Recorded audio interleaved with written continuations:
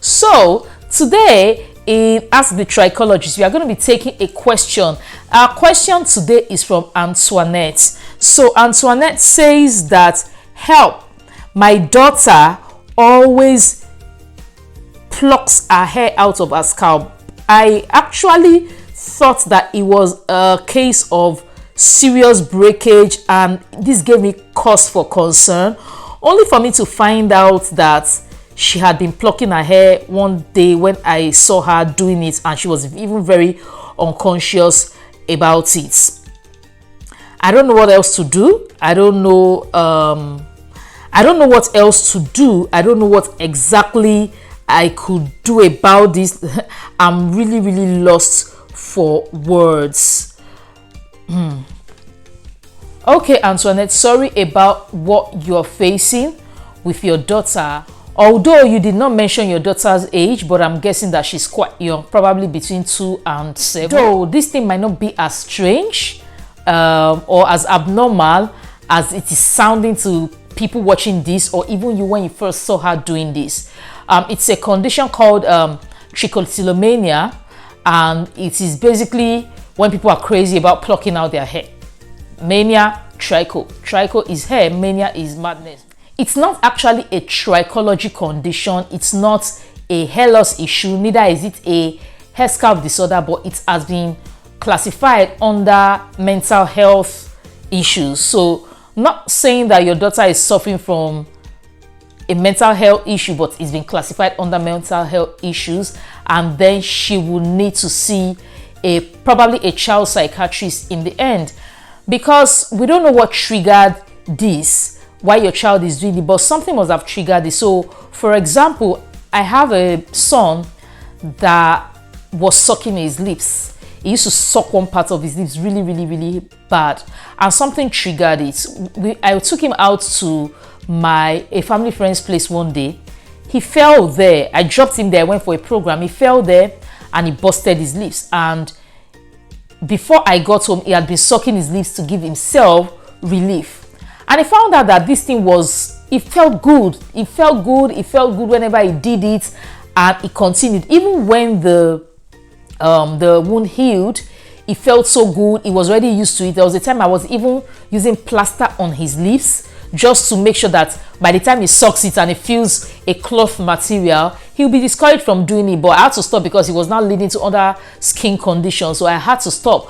But my son went ahead and sucked his lips for years. He went from sucking one side to sucking both sides, and everything it was metamorphosing into something more serious. But the truth is that there was a trigger to cause him to do that, to find out how soothing that practice was. So there might have been a trigger to cause your daughter to start plucking out her hair, and then she liked the sensation. She felt the sensation was good, and she was doing things to give her this sensation. We don't know what the trigger is. It would be nice for you to find out exactly what triggered this thing. And if you can't find out, because that might be difficult, you should also know when this thing triggers, basically when it happens the most. Does she do it when she's stressed out, or does she just do it all the time? Does she hide to do it? Does she do it in front of everybody? These are questions that you will need to ask yourself. You can also talk to her and try to get her to stop, even though that might not stop it. But find out the causes, what triggered this practice. Find out what induces her to do it now. Maybe it's a stressful condition. As I said, I don't know her age at this particular point in time. Maybe she's more mature now, or she's still very young, and you might have to take her to a child psychiatrist, to a child psychologist, to a child therapist. Find the best specialist for this particular condition. But it is not a hair loss disorder, neither is it a scalp disorder. She will need to stop that. Also, show her pictures of children or even adults that have suffered from trichotillomania. You can go and Google it, trichotillomania, and show her the adverse effect if she can comprehend it. Let's say maybe she's 7 years old, 8 years old, 9 years old, 10 years old. If she can comprehend well, show her what this can lead to, how this can lead to permanent hair loss and permanent scarring, and tell her do you want to do you want your hair to be like, find discouraging things. I hope this has been helpful. This has provided more insight to you in solving trichotillomania, but at the end of the day, you will still need to get a mental health specialist to walk you through so that this condition doesn't come back. Remember the summary of what I said. Find out the triggers, find out what causes it, find out what induces it, find out what precipitates it. Talk to her, whether she's young or she's older. Talk to her about the adverse effects of continuing this practice, and get her a mental health specialist that will be able to work with her over a period of time to stop that particular condition. And I hope this has been helpful.